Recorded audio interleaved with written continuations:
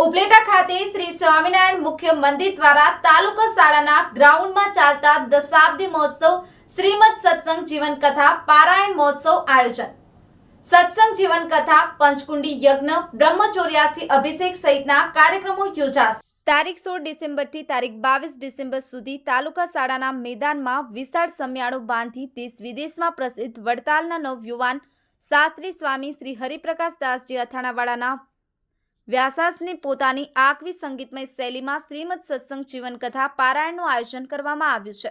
કથા દરમિયાન ઘનશ્યામ મહારાજનો જન્મોત્સવ સહિતના ધાર્મિક પ્રસંગો ઉજવવામાં આવશે।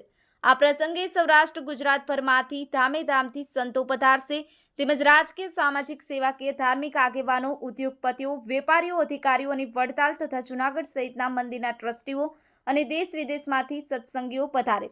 આ પ્રસંગે પંચકુંડી યજ્ઞ બ્રહ્મચોર્યાસી અભિષેક સંત પૂજન અન્નકૂટ વ્યાખ્યાનમાળા શાકોત્સવ સહિતના ધાર્મિક ઉત્સવો ઉજવવામાં આવશે। આ મહોત્સવના અધ્યક્ષ વડતાલ ગાદીપતિ પૂજ્ય શ્રી રાકેશ પ્રસાદ મહારાજ, ઉપાધ્યક્ષ ધોરાજીના પૂજ્ય શ્રી મોહન પ્રસાદજી સ્વામી તેમજ ખાંભાથી પધારેલ વિષ્ણુ પ્રસાદ સ્વામી દ્વારા આ રસોડા વિભાગ સાંભળવામાં આવ્યો હતો અને આ કાર્યક્રમના મુખ્ય આયોજક ઉપલેટા મંદિરના પૂજ્ય શ્રી ધર્માનંદ સ્વામીના માર્ગદર્શન નીચે મંદિરના સંતો ટ્રસ્ટીઓ સત્સંગીઓ વગેરે આ ભવ્યથી ભવ્ય કાર્યક્રમને સફળ બનાવવા સ્વામી અને કાર્યકરો દ્વારા હરિભક્તોએ જહેમત ઉઠાવી રહ્યા છે। ભાવેશ ગોહિલ, ન્યૂઝ 9 ગુજરાતી, ઉપલેટા।